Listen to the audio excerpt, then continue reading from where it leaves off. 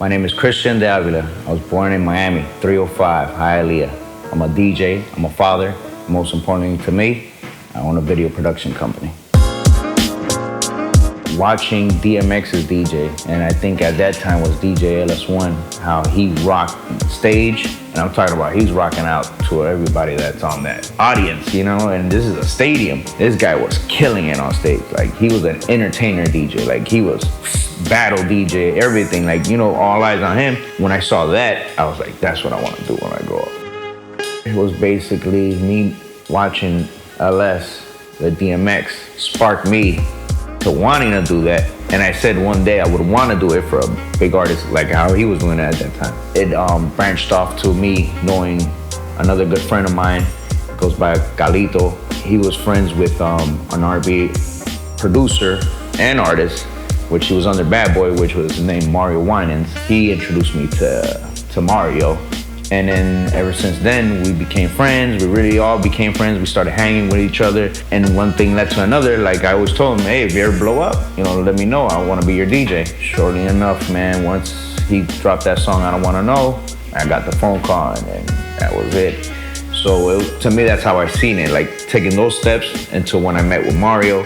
And Mario really took me on tour. Like, he was the first artist to actually take me out of the United States. So he was like the first one to actually take me at an early age to see Europe, Africa, and stuff like that. That at that age, I know for a fact none of my friends was like doing that, and I'm not saying it in a bad way. I'm just saying, like, at that era, just taking off with an artist like that to me was just already big.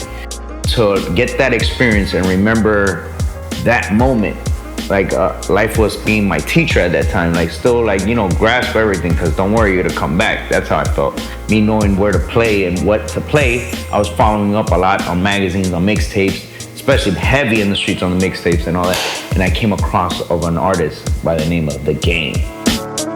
He was just coming up at that time, and it was just his flow. And then when I really looked deep into this artist, he did not look like he was from the West Coast. He looked like an East Coast cat. You know, to me, when I saw that, you know, and I seen his transition when he linked up with G-Unit, just made him like a bigger artist. And I was still following his career the whole time, me hunting, seeing who was managing him. And mind you, at that time, there was no Instagram, there was no social media, no nothing. So you really got to do your research when you're trying to find these people.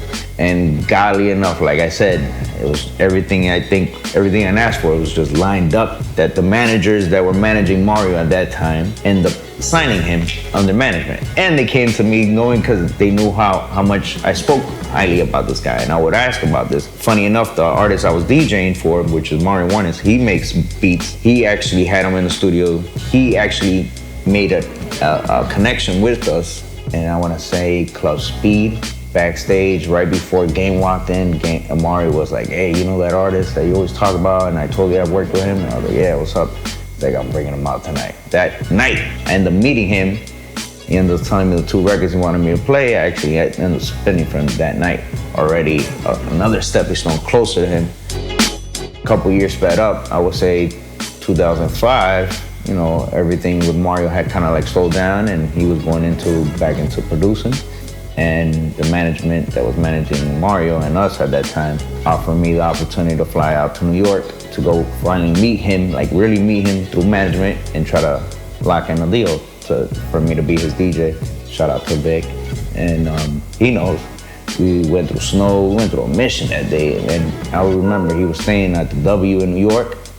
Went in there, and basically, manager at that time, I would say Jimmy Hinchman, took us upstairs, met up with him, we spoke. He told me he trusted me as my DJ skill. And mind you, he has not seen me DJ at all. He was just getting the word from our guy at that time, which is Jimmy. And then and we stayed in contact. A couple months after that, sped up, and I ended up getting a second call from him, but he still needs a DJ. And I fly out. Flew out the next day, met up with them in, I was saying, Cancun, Mexico.